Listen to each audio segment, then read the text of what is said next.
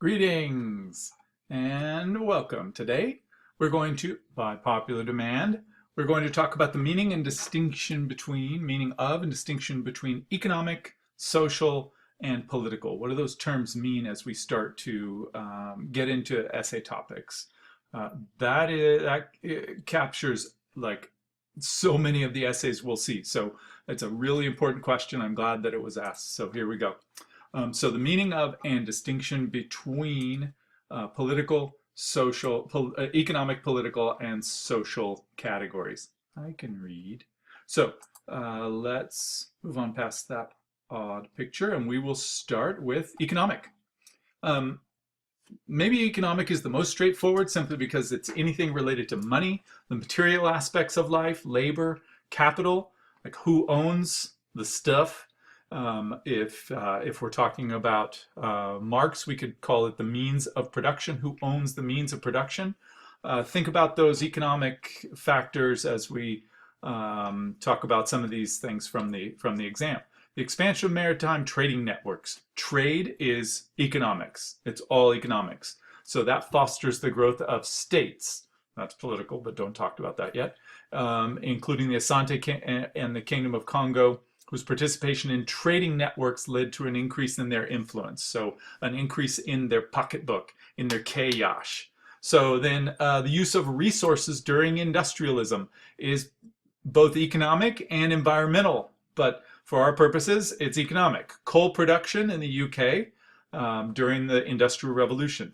Graphs, oh man, economic historians love graphs and numbers and all of that stuff. If it's numbery, it's more economic often. So look at that expansion in the production of coal from 1700 to 1900.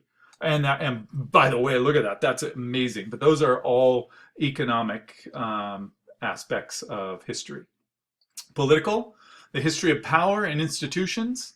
That is leaders, how they make decisions, whether they be dictators, queens, presidents, if it's a council. This also deals with the regulatory state, how your world is regulated, and law. So what are the laws that dictate the legal system in your area? Is there a governing body determining how a country is run? Is there a constitution? I wish there were. Or is it only a sort of loose agreement? So that is political concerns. I'm going to give you some more examples in a moment, but think about political as power and institutions, the leaders and how they're making decisions. Then social life deals with anything related to daily life, interpersonal relationships, gender, sexuality, family life, and even, and this might be confusing because it seems economic, work conditions. So we were going to mention the Hausa before. Let's talk about the Hausa. So if we think about the Hausa kingdom around 1000, and so they do not have a president or a constitution. They are run, as you recall, through kinship groups. So around that Hausa kingdom, they form 7 different states with no real central authority. And you'll recall they organize themselves by specializing. So those who are living in the best farmland, farm and make the food. Those who are living near other areas do other things. So they will specialize. But their type of political system is kinship based. It's what, well, cultural anthropologists call it acephalous. It's fascinating. It's like headless states. Anyway, that's our politics. Social life. Since we mentioned the Hausa, we could talk about the griot, the storytellers who pass on or hold on to stories of the people. They are capturing and maintaining oral traditions. They are part historian, part prophet. Many other states, such as the Mughal or the Ottoman, adopt practices to accommodate the ethnic and religious diversity of their subjects.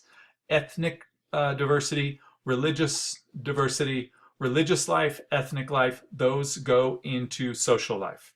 So that is, if you're thinking about the way that a world is stratified, the way certain groups seem to be determined to do one type of work, or one type of service to the state, those are social categories.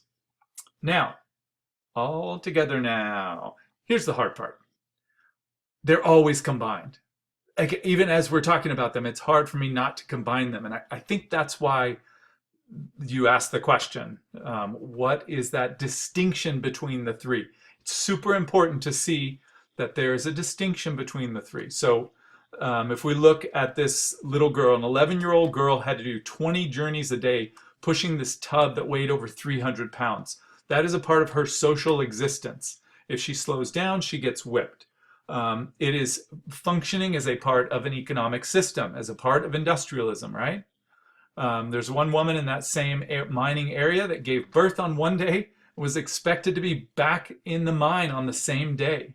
Those types of stories, that type of social condition in an economic system, led to a political reaction. They're always combined, but I think it's healthy to sort of distinguish between them. So the Mines Act of 1842. So here we have it. I'll leave that up there if you want to read it.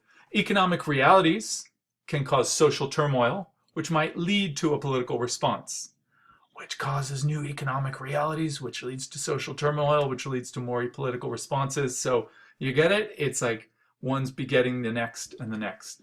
So we've looked at a few. Let's look at just one more sort of set of examples within one theme. So the French Revolution. Before the Revolution, here's some good economic history. France was a mercantilist country.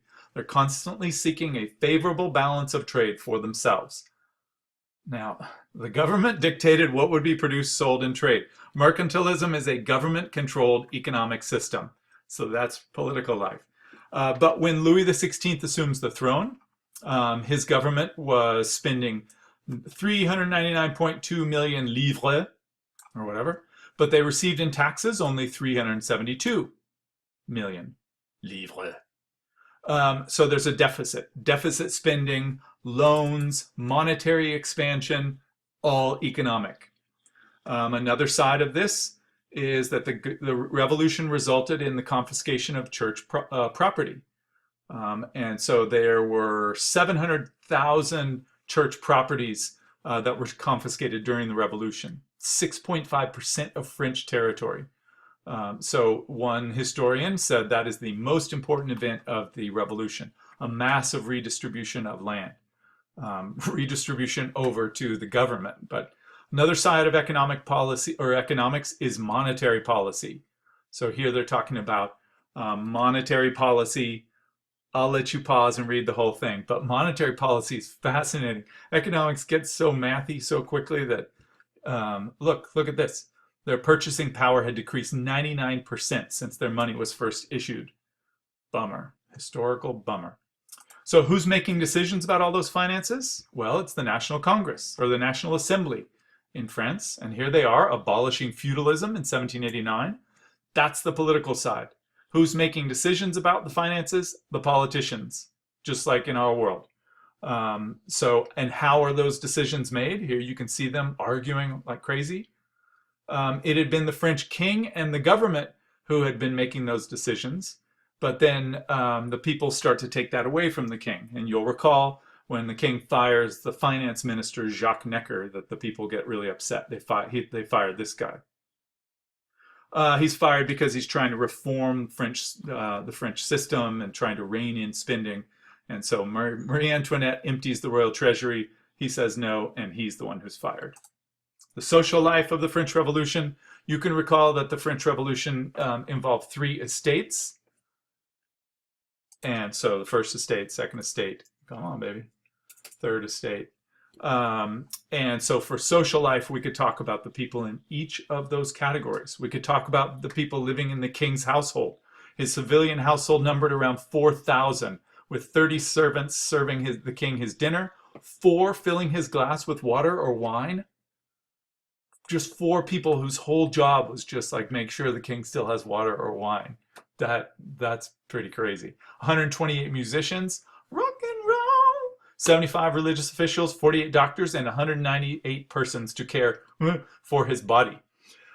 So we could go to Versailles, and right outside Versailles, there are these beautiful stables, and there are apartments and bars and lots of things. So we could look at the way people live there. That's the social. We could look at the starving that was going on in Paris. Half of the city is starving at that time. That is causing violence. That's a social reality causing a political reaction. There's a bread famine in France throughout the 18th century, and in fact, or at various points in the 18th century. Bread accounts for 60 to 80% of the daily diet for most Parisians. That is a social reality. What you're eating, daily diet, is a social reality. If you're living in a time that's so bizarre that there is something like a yeast famine, like you can't go into the store and buy yeast because you want to bake some bread, you're living in bizarre times, right? But there's a flour war that broke out. And so here we have the flour war in 1775, where these brave people trying to overcome their hunger are stealing bread.